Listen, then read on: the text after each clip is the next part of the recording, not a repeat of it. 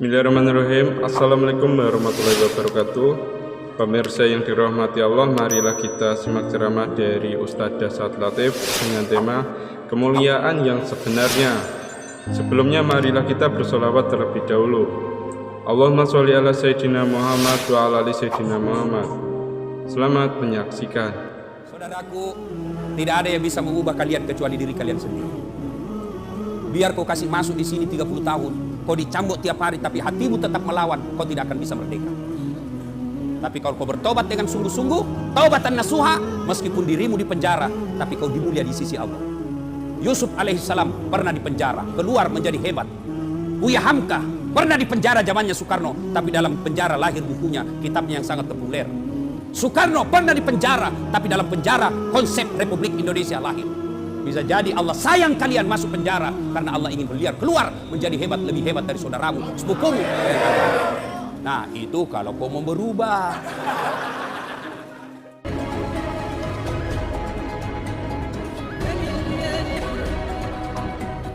Nah, ibu bapak, saudara-saudara sekalian, pada taklim kita kali ini saya ingin menyampaikan sebuah doa yang mudah-mudahan kita bisa amalkan. Doa itu begini bunyinya. A'udzubillahi minasyaitonirrajim. Bismillahirrahmanirrahim. Allahumma inni a'udzubika min qalbin la yahsha. Satu, itu ada 4 isinya di doa. Ya Allah, lindungilah kami, lindungilah saya dari hati yang tidak bisa khusyuk. Ini penyakit ini. Penyakit, Pak. Kita tidak bisa khusyuk dalam sholat. Banyak orang bertahun-tahun sholat, tapi rasa-rasanya tidak pernah menikmati namanya khusyuk. Apa itu khusyuk, Ustadz? Apakah khusyuk tidak ingat apa-apa? Bukan khusyuk namanya itu. Kalau sholat tidak ingat apa-apa, itu namanya tidur. Bisa itu sholat tidak ingat apa-apa, itu orang tidur itu atau orang pingsan. Lalu apa itu khusyuk? Fokus pada apa yang kita kerjakan. Bagaimana mencapai khusyuk dalam sholat? 1, sempurnakan wudhumu. Ini dulu. Kalau bapak mau khusyuk dalam sholatnya, maka langkah pertama sempurnakan wudhumu. Bukan dikatakan perbaiki, tapi sempurnakan. Berarti ada orang wuduknya sah tapi tidak sempurna. Pada saat mana wuduk kita tidak sempurna? 1, pada saat membasuh siku, tangan sampai ke siku. Quran mengajarkan membasuh caranya dari jari-jari ke siku. Coba itu buka Quran. Basuhlah dari jari-jari ke siku. Berarti begini prakteknya. Ya toh? Yang kita praktek dari siku ke jari. Bagaimana prakteknya? Buka keran. Berarti itu dari siku ke jari. Terutama kita yang sudah tua, yang sudah pensiun, sudah muka-maka sakaratil maut. Nah itu kalau kita basuh siku, lipat itu siku tak. Kenapa? Karena di belakang ada keriput. Ibu-ibu, coba beda. Bandingkan sikunya cucuta dengan siku tak. Bandingkan. Sikunya yang anak SMA dengan yang sudah 80 tahun. Bandingkan. Yang anak SMA, biar dia tidak lipat, itu tidak ada keriputnya dilihat. Tapi kita yang sudah tua, pasti banyak keriputnya. Jadi ketika kita tidak lipat kita punya siku, maka pasti air tidak masuk dalam siku. Kalau kita yang sudah muda, masih muda, apa tahu godaannya setan? Dia pakai lengan panjang. Coba, pakai lengan panjang seperti ini toh. Cara lipatnya dia cuma begini. Nah, coba lihat. Cara lipatnya begini. 100% tidak sah wuduknya. Kenapa? Tidak kena sikunya. Karena ini wajib siku. Maka ketika kau linting bajumu, di atasnya siku. Nah, ini baru betul. Tapi kalau sejajar siku, berarti sikumu tidak kena air, tidak sah wudukmu. Tidak sah wuduk, otomatis sholatmu tidak sah. Nah, ini kalau lengan panjang. Kalau perempuan yang banyak membuat tidak sah sholatnya, tanpa dia sadari akhirnya tidak sah sholatnya gara-gara wuduknya tidak sah. Apa? Lipstick, eyeshadow, dan lain-lain. Apakah namanya itu yang di pipi? Merah pipi. Kalau biru tahu? Biru pipi. Nah, lipstick. Bu, lipstiknya terlalu tebal. Akhirnya apa? Bibirnya tidak tersentuh air. Atau yang bedak-bedaknya di sini terlalu tebal, tidak tersentuh air. Maka ketika mau wudhu, maka ibu-ibu bersihkan dulu itu. Nah, ini yang menjadi masalah kalau dia pergi pesta. Karena bilang 300.000 nih salung. Akhirnya begini di wudhu. Ya, maka kalau mau khusyuk, yang pertama langkah sempurnakan wudhu. Yang kedua yang paling banyak kita lalaikan ketika wudhu apa? Membasuh kaki. Anak-anak ini, biasa anak-anak SMA, anak SMP, buru-buru. Apalagi kalau rakaat ketiga nih, habis nih. Lewat. Tenang kau saja, kau bisa masbuk. Bisa kau masbuk. Meskipun sudah rakaat keempat, at-tahiyat itu imam, selama dia belum salam, berjamaah juga namanya itu. Dapat kau pahala 27. Jadi tidak usah kau buru-buru, tidak usah lari-lari. Pas kau lari, begitu sampai pasti kau tidak konsentrasi, poso. Nah, maka tidak usah lari. Tidak usah lari, santai saja. Kenapa? Selama imamnya tidak salam, belum salam, masih kau dapat pahala berjamaah. Ternyata imamnya sudah salam, masih ada orang masbuk. Ada orang tadi yang ketinggalan, dia hanya dapat 1 rakaat. Tapi naik, itu kau ikuti. Ini yang banyak kita di dalam masjid. Datang masjid, berapa berjamaah di dalam. Itu tidak boleh itu. Gimana caranya? Ikuti saja yang sudah sholat. Ustaz, kita tidak tahu dia sholat sunnah. Kau ikuti saja. Ternyata dia sholat sunnah. Bukan sholatnya kau ikuti, tapi jamaahnya. Jadi tidak usah makin buru-buru. Nah, apalagi yang membuat kita, yang kaki, wudhu, berkaitan dengan wudhu. Kaki. Nah, ini biasa tidak sempurna wudhu. Bahkan bisa jadi tidak sah. Apa? Wudhu kakinya nak kasih begini, Ji. Itu kalau wudhu ada, coba baca rukun wudhu. Paling terakhir itu rukun wudhu tertib. Apa itu tertib? Mendahulukan yang dahulu, membelakangkan yang belakang. Artinya selesaikan dulu kananmu, baru pindah kiri. Nah, yang kita praktek kanan dulu, kiri lagi, kanan lagi, kiri lagi. Nah, itu orang Bugis bilang maja buta. Selesaikan dulu kanan, selesaikan tuntaskan, baru pindah ke kiri. Tidak usah lagi pindah ke kanan. Karena kalau kanan kiri bukan tertib namanya itu. Ya, sudah itu kaki juga. Sempurnakan dulu kanannya, baru pindah ke kiri. Nah, ibu bapak, saudara-saudara sekalian. Ya, bagaimana kalau membasuh kaki dan jari-jari? Sunnahnya, jari-jari tanganmu kasih masuk ke jari tangan yang satu. Nah, misalnya kiri yang kita basuh, jari-jari tangan kanan yang masuk. Kalau basuh kaki, jari-jari tangan kita masuk. Baru usap ke belakang. Lalu sampai ke belakang ini kasih begini. Kasih naik. Kenapa? Tumit bisa jadi tidak basah. Apalagi bagian ini, Pak. Kalau buru-buru gitu, ini yang paling sering tidak basah. Kalau tidak basah ini, Pak, pasti tidak sah wudhu. Tidak sah wudhu, tidak sah salatmu. Inilah yang Allah jelaskan dalam Quran. Ara'aital ladzi yukatsibu biddin. Tahu tidak kamu pendusta agama? Menurut Profesor Dr. Quraish Shihab yang menafsirkan ayat ini, termasuk diantaranya pendusta agama itu solatnya dusta. Siapa mereka? Mereka yang lalai dalam solatnya. Kenapa lalai dalam solatnya? Mulai dari wudhunya tidak sempurna. Nah, itu pendusta agama kita itu kena. Jadi nanti di akhirat kita bilang, Tuhan, mana pahala solatku 40 tahun? Nah, bilang, Tuhan, memang kau sembahyang tapi tidak sah. Kenapa bisa? Dikasih lihat video tak? Kan itu kita itu, Pak, 24 jam ada CCTV. Ini kalau CCTV-nya mesti keluar kita nak lihat makin. Tapi CCTV-nya Allah namanya Raqib dan Atid. Nah syuting kau terus 24 jam. Biar tidur lagi di toilet. Nanti nak putarkan ke Tuhan. Inikah sholat yang saya ajarkan? Kita bilang tidak ku tahu. Kenapa kau tidak tahu? Kasih kau otak. Kau sarjana. Kau kaya. Bagus, sehat. Kenapa kau tidak tahu? Tidak pernah dengar dakwah. Kenapa kau tidak pernah dengar dakwah? Sepak bola kau begadang sampai pagi. Main game kau begadang sampai pagi. Kenapa kau tidak pernah belajar soal sholat? Nah itu sholat kau pakai 24 jam. Bagaimana sholat kamu bagus, Pak? Coba jujur ki bede. Dalam hati tak mau. Jangan dikasih tangan tak. Pasti malu-malu ki. Jujur maki. Berapa tahun maki sholat? 50 tahun. Ada itu buku di rumah tak? Tuntunan dan pedoman sholat 5 waktu. Coba kira-kira bagaimana kita sholat? Begitu tidak bapak tak. Begitu kita lihat orang. Begitu kita sholat. Tidak pernah kita baca bagaimana itu sholat. Saja handphone. Adik-adik beli handphone. Begitu beli handphone. Ada apanya? Ada petunjuk penggunaannya. Dan di situ ditulis warna merah.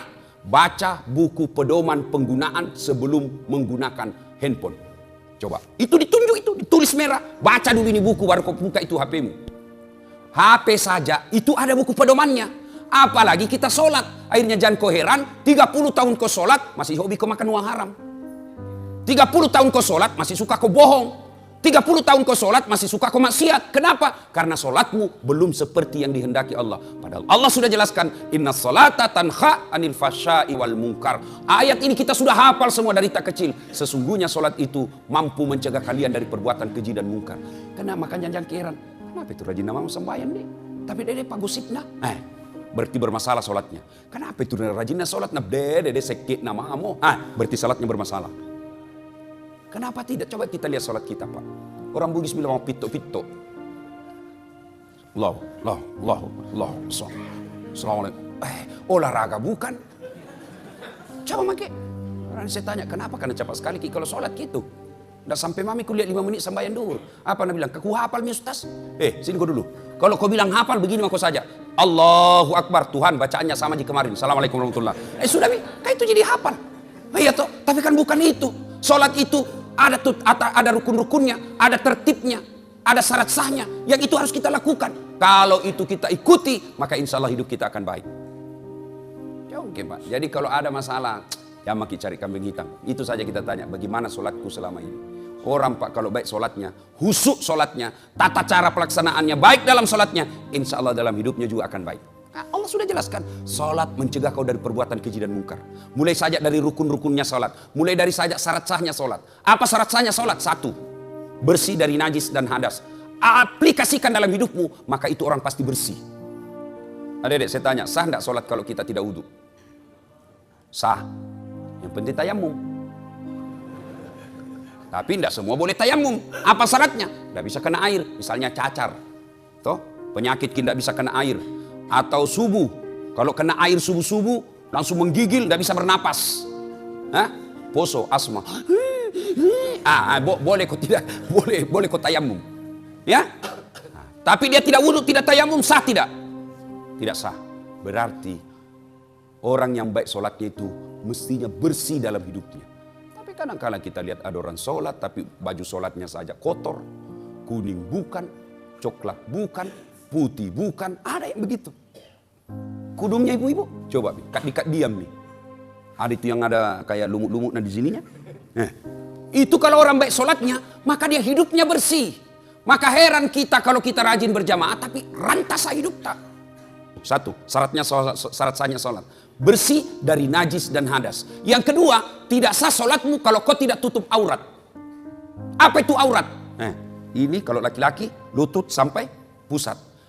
Bapak, kalau keluar rumah, sholat pakai celana kolor saja. Sah tidak? Sah tidak? Tidak sah. Biar tidak ada yang lihat Ki. Mentang-mentang dari lihat di sembahyang celana dalam saja aku pakai ini. Allah. Sah atau tidak? Tidak sah. Artinya apa? Ini sesungguhnya aurat itu aplikasinya dalam kehidupan sehari-hari. Malu. Kan malu orang kalau kelihatan paha tuh. Malu itu ibu-ibu kalau kelihatan dadanya. Malu itu ibu kalau kelihatan keteknya. Kecuali yang keluar anak darah yang kelihatan keteknya. Malu itu sudah putus rasa malunya. Urat malunya sudah tidak ada. Kita laki-laki nasesa. Iya biasa bingung kan lihat itu perempuan. Saya tahu kerja sama Ki. Kami laki-laki jaga mata, kau cewek jaga akhlak. Karena biar setengah mati dijaga mata tak, kalau kau gentayangan hancur tongki. Biasa ini cewek surasu. Dilihat habis sikir, tidak dilihat barang bagus. Terpas pala-pasa Cina saja. Biasa itu kalau di mall kita jalan. Saya kan kalau mall begini juga kemana-mana begini, tidak mungkin kita mau ikuti, toh. Tapi dia di depan tak, nah barang bagus. Mak indah enak tongki pakai gamis, nanti lihat ke orang, nak bilang ustaz kejili-jili. Nah, biasa pala-pasa Cina saja gitu sudah. Ya. Nah, itu berarti kalau orang baik sholatnya, insya Allah tinggi rasa malunya. Mana aplikasinya? Kalau dia rajin sholat, jadi kepala dinas jadi sekdai, jadi pejabat ada mobil dinasnya, maka dia malu pakai mobil dinasnya kalau untuk antar undangan pernikahan. Maka malu dia pakai mobil dinasnya kalau hanya untuk pergi pasar, untuk dia pakai kepentingan pribadinya. Itu orang yang baik sholatnya. Maka wajar ketika Allah berfirman, sesungguhnya sholatmu mencegah kalian dari perbuatan keji dan mungkar. Itu coba diaplikasikan saja itu. Apalagi? Ya, syarat sahnya sholat. Sah tidak sholat kita kalau tidak baca Al-Fatihah? Tidak sah. Apalagi syarat sahnya sholat. Sah tidak sholat kita kalau tidak menghadap kiblat? Ibu-ibu saya tanya, sah sholat kita kalau tidak menghadap kiblat? Sah tidak adik-adik? Sah tidak sholatnya kalau tidak menghadap kiblat? Sah. Kalau kita tidak tahu. Nah, tapi sekarang tidak ada istilah tidak tahu lagi sekarang. Karena ada namanya, apa itu? Kompasnya itu handphone. Ada semua itu, Muslim Pro. Gocang sedikit. Tapi matahari di sana terbenam, terbit di sana pagi-pagi. Kenapa ini begini? Nak tunjuk, gocangi lagi. Masih nak tunjuk, berarti soal ini kompasmu. Nah, belum diislamkan. Lebih kau lihat itu matahari terbit. Di mana? Lawannya itu. Di mana kalau di atas perahu Ki? Nah, tidak dilihat, lihat mana terbit? Oh, di sana terbit. Oh, berarti di sana terbenamnya. Sudah, kau putar perahumu menghadap ke sana. Lagi sholat, tiba-tiba goyang perahu. Jangan tahu, aku goyang-goyang juga begini. Lah, Pak, sudah lewat yang pertama. Ya, itu yang pertama doa. Ya, satu tadi sempurnakan wudhumu. Yang kedua, berpakaianlah yang indah. Itu perintah Quran surah Al-Jum'ah. Cuma kita kadang kalau sholat pakaian biasa saja. Nah setan goda ki itu. Coba lihat. Bapak kalau mau sholat ke masjid, ada itu bisikan hati, pakai kau baju bagus. Ada itu namanya hati nurani. Tapi begitu kita mau pakai, nah goda ki setan. Ya mau kau repo ki. Akhirnya buru-buru kau cepat, kau mau di kamar. Setan itu. Karena setan itu Pak, tidak mau berhenti menggoda kita sebelum dia berhasil. Mulai dari asan, nah goda memang maki. Wudhu, nah goda maki lagi. Sudah ki wudhu, mau ki pakai baju gamis. Nah bilang ki, ya mau aku bilang koran nanti soalim. Akhirnya tidak jadi. Itu setan, padahal itu ajaran Quran. Kau datang ke masjid dengan berpakaian yang indah. Makanya Nabi kalau itu mau sholat disunahkan pakai parfum. Itu sunnah. Kan teman-teman kita jamaah tablik, kalau dia mau sholat itu kan dia pakai langsung, dia kasih keluar itu anunya. Minyak-minyaknya yang digosok-gosok, malaikat subuh. Kadang juga ada malaikat maut. Malaikat maut itu kalau kalefa bau, malaikat maut itu. Itu sunnah. Tidak ada parfum, boleh kau pakai itu apa? Setrika. Pengaruh kalau orang setrika. Yang penting pakai parfum, pakai bau-bau. Mau palsu mau asli pakai, itu sunnah. Artinya apa? Kalau bapak pakai parfum sholat jauh lebih mulia daripada yang tidak pakai parfum. Itu sunnah. Sikat gigi, itu anjuran agama. Berpakaian yang indah. Tapi sayang kita kalau mau ketemu wali kota bawa pakaian indah. Sekalinya mau datang ke masjid pakai baju kaos, celana training, battala. Pas sujud ada celengan di belakang. Ya. Yang ketiga, bagaimana supaya bisa khusyuk dalam sholat? Kalau kau sholat, bayangkan bahwa itu sholatmu adalah sholat yang terakhir. Jangan selalu berpikir masih panjang umur, tak, jangan. Banyak kan orang pergi, sehat, pergi, tidak ada tanda-tanda kematian, pulang tinggal jenazahnya. Keluarga saya di Surabaya, 2 minggu yang lalu, pergi sholat maghrib, masih masjid, sholat isya, masih sehat walafiat, segar bugar, pergi sholat isya selesai sholat asar, pergi main badminton, bulu tangkis, tinggal jenazahnya pulang. Kenapa? Serangan jantung di lapangan. Jadi bapak, kalau keluar ki, itu jangan lupa sayang-sayang istri tak. Ibu kalau keluar ki suami tak, peluk baik-baik, cium tangannya. Siapa tahu itu adalah ciuman tanganmu yang terakhir. Tadi tahu. Makanya kalau pergi suami tak cari uang, ibu doakan ki. Selamat. Jangan suamimu pergi cari uang, kau pergi gosip. Baru 15 menit pergi suaminya, pergi Tommy dia tawaf di komplek. Nah kelilingi semua. Alasan jogging-jogging tapi cari informasi. Itu penyakitnya perempuan. Tuh. Mana ustaz na gosip tong. Nah lihat kata dia bilang, itu baju na waktu na di YouTube. Ya. Nah inilah cara pertama khusyuk. Ada 3 ya. 1. Sempurnakan wudhu. 2. Berpakaianlah yang indah. 3. Bayangkan ketika kau sholat itu adalah sholatmu yang paling terakhir.